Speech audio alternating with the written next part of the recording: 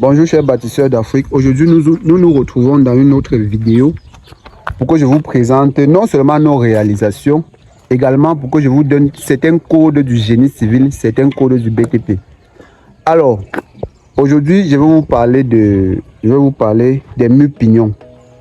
Les murs pignons, pourquoi? Parce qu'actuellement nous sommes en train de travailler sur les murs pignons et c'est extrêmement capital.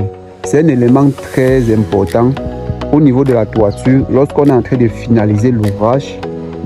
Après avoir réalisé la charpente, il y a ce qu'on appelle les murs pignons qu'on réalise.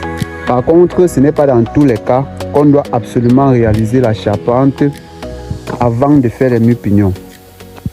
Un exemple, dans le cadre de notre projet-ci, nous avons opté réaliser les murs pignons avant la réalisation de la charpente. Pourquoi? Je vais vous expliquer pourquoi dans cette vidéo. Pour ceux qui ne me connaissent pas encore, je suis William Fosso de Bresco Engineering Group. Bresco Engineering Group qui est la toute première plateforme qui forme les jeunes, les gens dans le domaine du génie civil de façon pratique, purement pratique. En Afrique, nous sommes la toute première plateforme. Pour ceux qui ne sont pas abonnés, je vous invite vivement à vous abonner, à cliquer sur la cloche de notification pour ne pas manquer nos différentes apparitions. Pour ceux qui peuvent partager, vous pouvez partager la vidéo pour pouvoir aider un maximum de personnes à découvrir ce que nous proposons. Pour ceux qui sollicitent nos services, vous avez notre contact dans la description, vous avez notre contact en commentaire. Alors, aujourd'hui, sans plus tarder, je vais vous expliquer ce qu'on appelle un mur pignon. Alors, ce que vous voyez là, c'est un chaînage fini du bâtiment. Regardez très bien.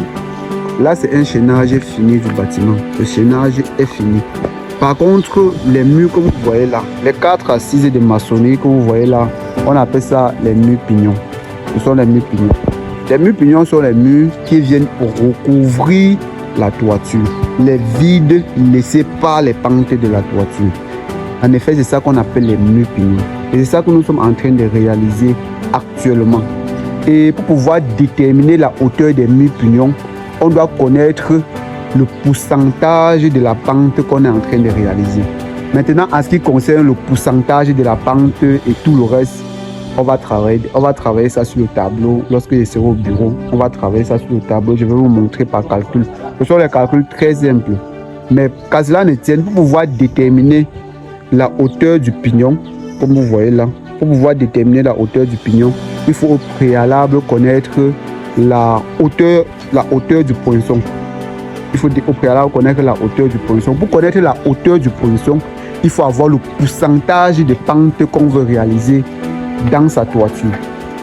J'espère que vous me comprenez très bien. Alors, dans ce projet-ci, nous avons des zones où nous faisons une hauteur de 80. Parce que les 4 assises de maçonnerie là, ça fait 80 cm.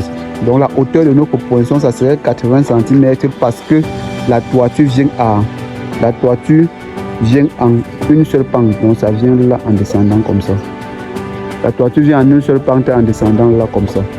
Donc nous allons faire une toiture à une seule pente. Raison pour laquelle vous voyez les murs pignons tout autour là comme ça. C'est ça que nous sommes en train de réaliser.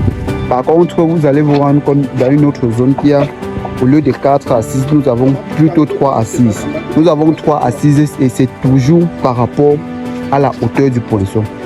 Parce qu'on ne réalise pas les murs pignons pour réaliser. Il faut d'abord déterminer ce que j'ai évoqué au préalable.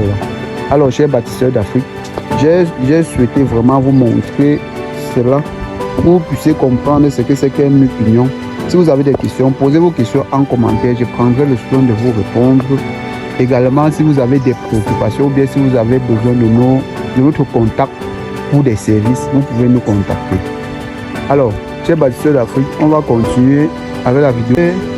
Vous parler d'un autre élément très fondamental, ce sont les béquets. Ce sont les béquets que nous réalisons après avoir maçonné les murs ainsi. Après avoir maçonné les murs ainsi, il y a ce qu'on appelle les béquets qu'on réalise. Il y a les béquets qu'on réalise au-dessus du mur avec des ressorties vers l'extérieur. Il y a également les béquets qu'on réalise pour emboîter la tôle.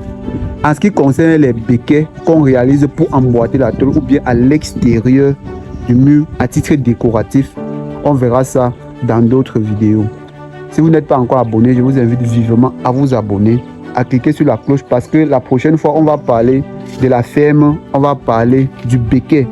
Donc, si vous souhaitez en savoir plus, vous devez rester abonné pour ceux qui ne le sont pas encore. Et vous devez également partager, cliquer sur la cloche pour ne pas manquer les différentes apparitions.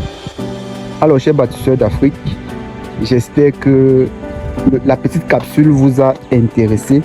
J'espère également que ce que nous proposons, ça vous intéresse également. Ce que vous voyez là en bas, c'est également un autre mue-pignon. Hein. Ce que vous voyez là, c'est un autre mue-pignon. Ouais, ça c'est un autre mue-pignon, mais réalisé à la hauteur inférieure. Réalisé à la hauteur inférieure au niveau du rez-de-chaussée.